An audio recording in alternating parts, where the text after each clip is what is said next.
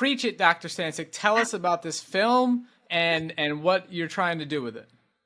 Yeah, well, you know, the film, I have to say, I have to credit you with the film in large part because we've known each other for some time, Yes, since 2014. absolutely. And when around the time that my practice was growing, and I had reached out to you when you were working with the Forks Over Knives team. Absolutely. I'll never forget publishing your story on the Forks Over Knives website. That's right. And you had sent me a bunch of copies because part of when I was initially seeing patients in my lifestyle medicine practice, part of their homework after that first visit was to watch Forks Over Knives, you know? Love it. And you were so kind and sent me a bunch of copies. And it was amazing and remarkable to me how patients would come back and say to me, Dr. S., that film really resonated with me. Or I would meet patients, I would be, speaking somewhere and somebody come up to me and say, I saw Forks Over Knives and I changed my diet after watching that. I said, wow, that's a really effective medium. And that's how, those conversations began. And, we can write articles and we can give talks. What other pathways are there to communicate these messages? And of course, the idea of the film came up. And so Code Blue is really featuring or shedding light on this lapse in medical education, right? Because again, my doctors, Robby, who were just really wonderful, kind, brilliant, compassionate physicians who, of course, wanted to do everything they could to serve me, didn't understand this idea. It just wasn't part of their toolbox. Yeah. And they were brilliant, trained, Ivy League trained, board certified academics who knew nothing about how diet and life. I mean, the one bit of advice I needed to turn the course of this chronic debilitating disease, I could not get from this panel of experts. That's amazing. It's incredible. Like, yeah. I think about that point that you just made all the time, like how smart and well educated and committed our entire everybody in the medical profession. Like, yes, you cannot become like, I have so much respect. I just bow down to medical doctors like you and the amount of time and effort and work and they're just another breed of intelligence, honestly, but they just haven't been given this information. No, it's just not, it's literally, it doesn't even exist in their sphere of knowledge. It doesn't exist because the medical education model is built on what we do is we study under the model of pathogenesis. We learn the disease state. So I always say to my medical students, they're going to teach you how to become a really good disease detective, right? So you take a good history, physical, and then you do blood work and imaging studies, all in an effort. You're collecting clues to ultimately make a diagnosis. And once you have that diagnosis, we treat with what? Pharmaceutical agents, procedures, surgical interventions. That's what we learn. But what we don't learn in medical school is the other half of the human health continuum. The opposite of pathogenesis is something called salutogenesis, and that's the study of health and well-being. We don't learn anything about how to maintain health and well-being in medical school. Isn't that crazy? It is crazy. Absolutely crazy. So how can people watch the film and what was your part in the film? What did people learn from the film? So in the film, I tell my story. And we also tell the story of others, other patients, particularly patients of mine. And then we shed light on this lapse in medical education.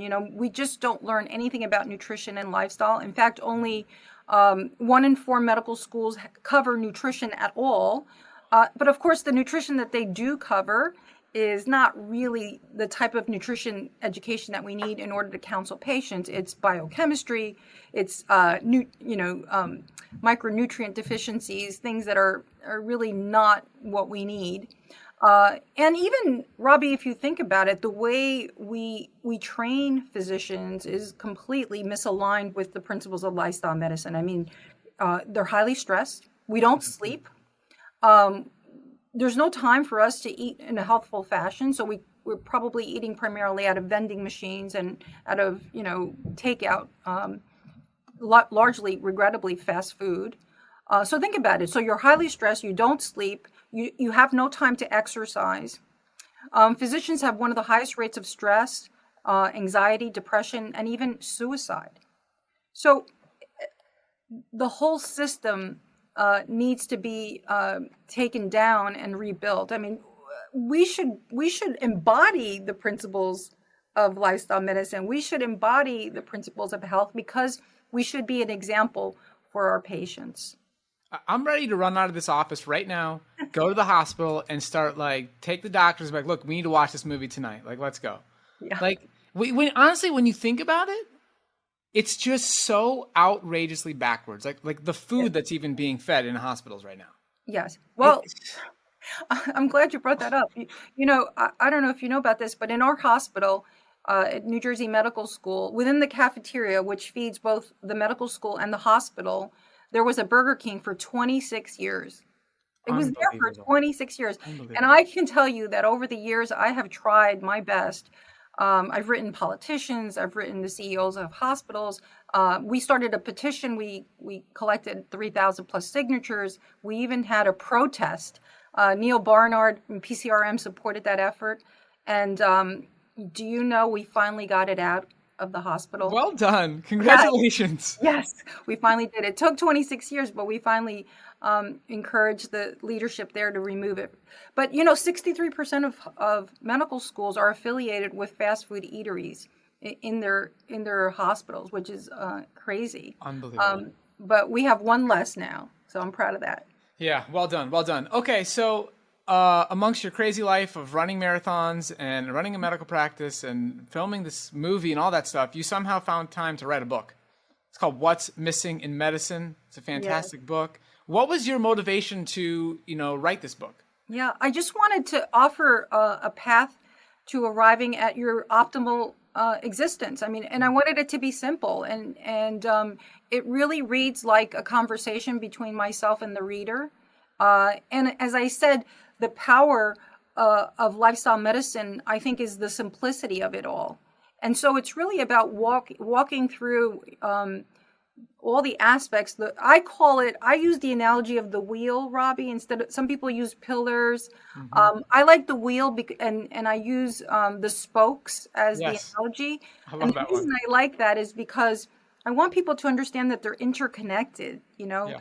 If you, for example, were really good at diet and exercise, but you drank 3 bottles of whatever every night, or three glasses of wine and you didn't sleep, then that's going to compromise your health and well-being. So the point with the wheel is to help people understand that you really want to address all aspects of lifestyle simultaneously so that you can achieve your best existence, your optimal existence. Because my hope for everyone, Robbie, is that we all age gracefully.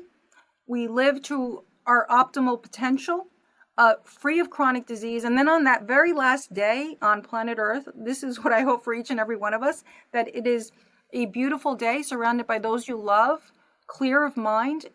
And then on that night, you go to bed, you fall asleep, and you pass away with dignity and tranquility, that there isn't that bookend of pain and suffering that we so routinely see today in our country, where you're in a nursing home for the last 2-3 years, suffering, demented, with a Foley catheter, or you're in an ICU, and sadly, we see that scenario playing out every day across our country, and we have the knowledge and understanding today, Robbie, to prevent that from happening. And so, I want to thank you and Cyrus for the important work that you're doing in the field of diabetes and serving so many. Diabetes is a disease that is exploding in our country, so it's so needed.